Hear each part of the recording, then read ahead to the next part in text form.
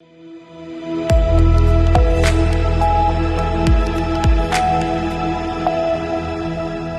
के बाद रुक करेंगे मध्य प्रदेश और छत्तीसगढ़ बुलेटिन की ओर, जिसमें बात होगी बलरामपुर की, जहां शंकरगढ़ में आदान राशि वितरण समारोह का हुआ आयोजित। आगे बात करेंगे छतरपुर की, जहां छतरपुर में बच्चा चोरी के शक में महिला की बेरहमी से की गई पिटाई। ऐसी तमाम खबरों पर विस्तार से डालेंगे नजर। बलरामपुर जिले के शंकरगढ़ विकासखंड के जमहूर गांव में आदान राशि वितरण समारोह आयोजित किया गया। कार्यक्रम में मुख्य अतिथि सामरी विधानसभा क्षेत्र के विधायक उद्देश्वरी पैकरा रहे। कार्यक्रम में स्थानीय जनप्रतिनिधि, अधिकारी, कर्मचारी और आसपास के लोग बड़ी संख्या में उपस्थित थे। विधायक उद्देश्वरी पैकरा ने मीडिया से बातचीत में कहा कि भाजपा सरकार लगातार किसानों के हित में काम कर रही है और होली के त्योहार के अवसर पर उन्हें आदान राशि प्रदान की जा रही है। कार्यक्रम में कई किसानों ने अपनी खुशी व्यक्त करते हुए बताया कि राशि उनके खातों में कार्यक्रम के दौरान ही जमा हो गई और उन्होंने सरकार का धन्यवाद किया। कृषि विकास विस्तार अधिकारी उमाकांत सिंह ने सरकार द्वारा संचालित योजनाओं और शंकरगढ़ विकासखंड में कितने किसानों को लाभ मिला, इसकी जानकारी साझा की। उन्होंने सफल कार्यक्रम के लिए सभी उपस्थित लोगों का धन्यवाद भी ज्ञापित किया। बलरामपुर से सी न्यूज़ संवाददाता मुकेश सिंह की रिपोर्ट। छतरपुर के सिविल लाइन थाना क्षेत्र में एक हृदय विदारक घटना सामने आई है। बच्चा चोरी की झूठी अफवाह के चलते भीड़ ने एक निर्दोष महिला को सड़क पर बेरहमी से पीट दिया। पीड़ित महिला, जो बमीठा थाना क्षेत्र के ग्रामगंज की निवासी है और ईसाई समुदाय से संबंध रखती है, जंगलों से बेलपत्ती बीनकर बागेश्वर धाम में बेचकर अपना पेट पालती है। विशेषज्ञों और समाज के अनुसार खुलेआम किसी महिला पर हाथ उठाना केवल कानून का उल्लंघन नहीं, बल्कि सामाजिक पतन का भी संकेत है। पुलिस से मांग की जा रही है कि इस हिंसक कृत्य में शामिल दोषियों पर सख्त कार्यवाही की जाए। छतरपुर से सी न्यूज़ संवाददाता कुलदीप सक्सेना की रिपोर्ट। इंदौर में जिला एवं सत्र न्यायालय, हाईकोर्ट, फैमिली कोर्ट और श्रम न्यायालय में पैरवी करने वाले वकीलों ने शुभ कारज गार्डन राजीव गांधी चौराहा में आयोजित अधिवक्ता राजेश खंडेलवाल की अगुवाई में होली मिलन एवं फाग महोत्सव में भाग लिया। कार्यक्रम का स्वागत भारतीय परंपरा के अनुसार चंदन तिलक और भगवा दुपट्टा पहनाकर किया गया। इस अवसर पर ख्यात भजन गायक गन्नू महाराज ने सुमधुर भजन प्रस्तुत किए, जिन पर राधा कृष्ण बने कलाकारों के साथ सभी वकील और उनके परिवार थिरकते नजर आए। वकीलों ने एक दूसरे पर फूल पत्तियां और हर्बल गुलाल उड़ाकर रंगोत्सव का आनंद भी लिया। कई न्यायाधीश भी इस महोत्सव में शामिल हुए और वकीलों ने उन्हें शगुन का रंग लगाया। इसके अलावा खाटू श्याम बाबा का भव्य श्रृंगार कर 56 भोग भी अर्पित किया गया। इस कार्यक्रम में लगभग 3500 से अधिक वकील अपने परिवार सहित शामिल हुए। भैया, ये प्रतिवर्ष अधिवक्ता साथियों के द्वारा प्रतिवर्ष हम सब अधिवक्ता परिवार का भागोत्सव मनाते हैं। यहाँ इंदौर ही नहीं, इंदौर संभाग ही नहीं, संपूर्ण मध्य प्रदेश के अधिवक्ता साथी अपने परिवार सहित यहाँ पर इस आयोजन में शामिल होते हैं, जहाँ पर हम वकालत की सारी पेचीदगियां भूलकर रंगों के सराबोर होकर फूलों की होली खेलते हैं और गन्नू महाराज के प्रसिद्ध भजनों पर थिरकते हैं। इस बार आप देखोगे हमने एक नवाचार किया, जिसमें हमने खाटू श्याम बाबा का के भजन भी और साथ में उनका दरबार भी सजाया है। तो आप देख रहे हैं भारी संख्या में सभी अधिवक्ता साथीगण पूरे मध्य प्रदेश के अलग अलग जिले से यहाँ आए हुए और अपने परिवार से मिल रहे हैं, आपस में सौहार्द की नई दिशा का निर्माण कर रहे हैं। यह आयोजन आज पिछले हम 3 वर्षों से कर रहे हैं, इसका तीसरा वर्ष है। हमें लगातार अधिवक्ता साथियों का प्रतिसाद मिल रहा है और इस आयोजन का मुख्य उद्देश्य केवल हमारे अधिवक्ता परिवार है, उन सभी परिवारों को एक पटल पे लेके आना है, क्योंकि हमारा अधिवक्ता परिवार कुछ तहसील में, कुछ शहरों में, अलग अलग शहरों में वकालत करते हैं। यहाँ पूरे साल भर में एक ऐसा प्लेटफॉर्म होता है जहाँ पर हमारे सभी अधिवक्ता साथीगण एक प्लेटफॉर्म पर मिलते हैं और सारे मतभेद बुलाकर एक नई दिशा का निर्माण करते हैं।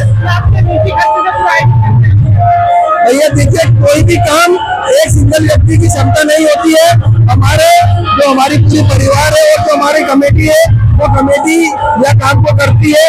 और जहाँ तक खर्चों का सवाल है, प्रेम में खर्चों की कोई कीमत नहीं होती है, सबसे बड़ी कीमत होती है प्रेम की। और आगे देखा जिस प्रकार जो सारे अधिवक्ता जैसे नृत्य में झूम रहे हैं, रंगों में सराबोर हो रहे हैं, तो यही सबसे बड़ी कीमत है उनकी, जो आज हमें अपना एक एक अधिवक्ता साथी हमें अपना अमूल्य समझ दे रहा है। कोई व्यक्ति रायसेन से आया, कोई विदिशा से आया, कोई जबलपुर से आया है, कोई भोपाल से आया है, कोई छिंदवाड़ा से आया है, सभी जगह से लोग आए हैं और यहाँ पर अपना समय निकाल के केवल अपने अधिवक्ता परिवार से मिलने आए। तो मैं आपके माध्यम से इस सभी मीडिया साथियों के माध्यम से बहुत बहुत धन्यवाद देता हूँ कि हमारे सभी अधिवक्ता परिवार अपने यहाँ पर इस उपस्थित हुए इस प्लेटफॉर्म पर। सभी को बहुत बहुत धन्यवाद। राकेश खंडेलवाल अधिवक्ता। इंदौर से सीनू संवाददाता राकेश रायकवार की रिपोर्ट। इंदौर में खेल और संगठन शक्ति का अद्भुत संगम देखने को मिला जब भारतीय जनता पार्टी के खेल प्रकोष्ठ के नवनियुक्त प्रदेश संयोजक मानसिंह यादव पहलवान के सम्मान में भव्य स्वागत समारोह आयोजित किया गया।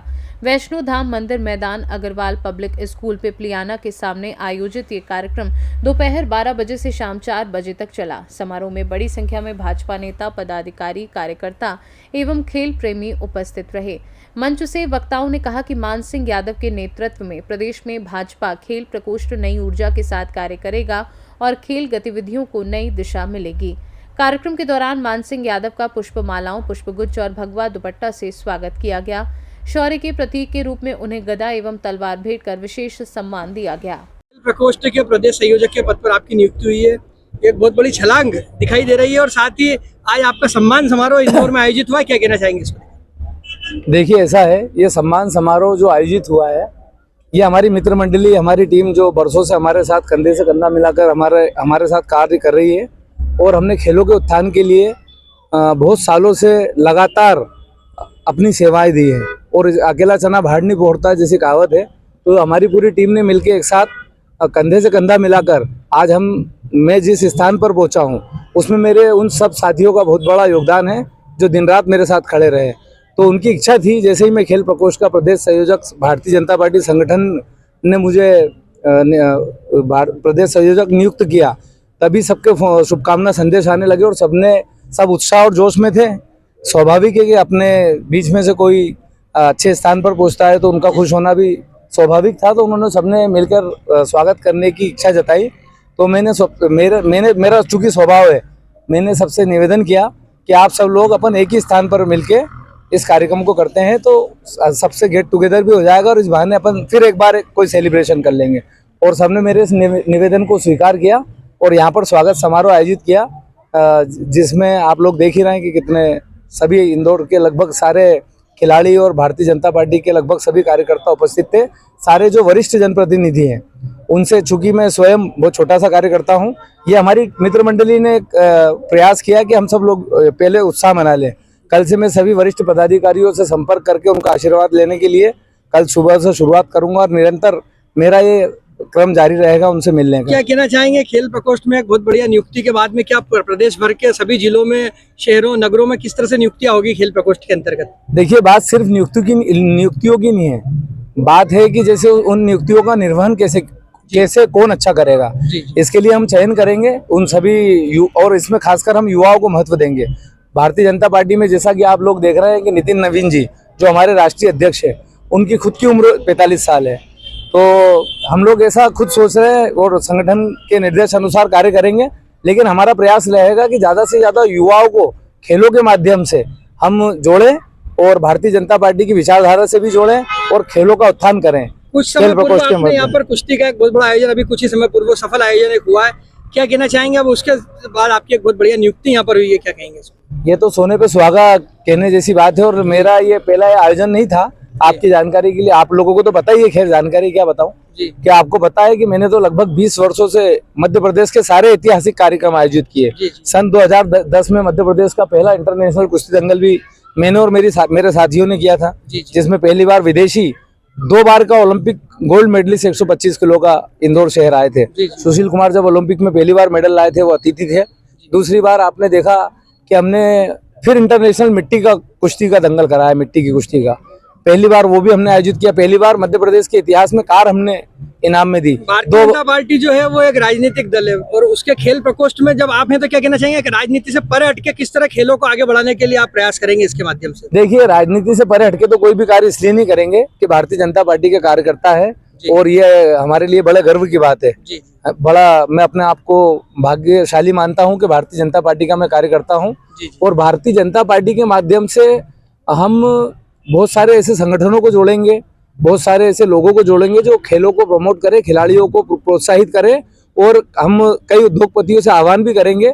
हमारा अगला प्लान है कि एक एक खिलाड़ी को कम से कम वो गोद ले और वो उसको बाकी उसका सारा खर्च का निर्वहन करे, जिससे कि वो अच्छे खेल का प्रदर्शन कर पाए और उसको अच्छा प्लेटफॉर्म मिले और वो भारत के लिए अंतर्राष्ट्रीय स्पर्धाओं में पदक जीत पाए। आपका परिचय दें।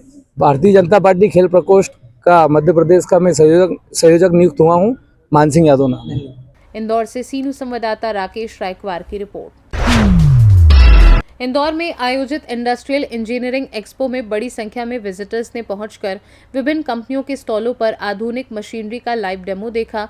ये एक्सपो का 13वां संस्करण है, जिसमें उद्योग जगत की उल्लेखनीय भागीदारी देखने को मिल रही है।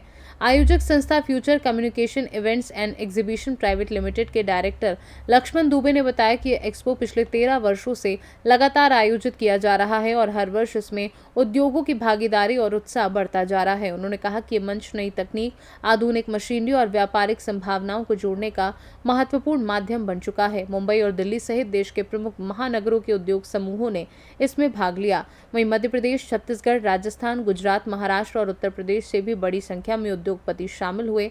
इंदौर में आयोजित ये एक्सपो केवल एक प्रदर्शनी नहीं बल्कि औद्योगिक प्रगति का उत्सव बन गया है।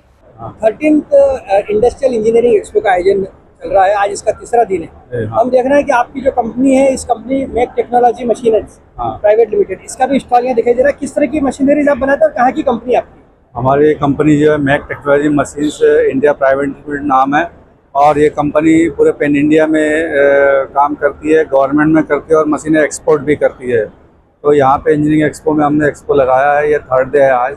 अच्छा रिस्पांस है यहाँ पे और हम नई नई मशीनें ऑटोमेशन के साथ में इजाद करते हैं और पूरे इंडिया में गवर्नमेंट में और एक्सपोर्ट भी करते हैं और इससे इस इंजीनियरिंग में अच्छा रिस्पांस मिल रहा है। किस तरह की मशीनरीज का निर्माण? ये मेटल कटिंग बैंड सा मशीन है, सर्कुलर सा मशीन है और लेजर कटिंग मशीन भी है, जो कि आज के हर मेटल इंडस्ट्री के लिए ये प्राइमरी मशीन है।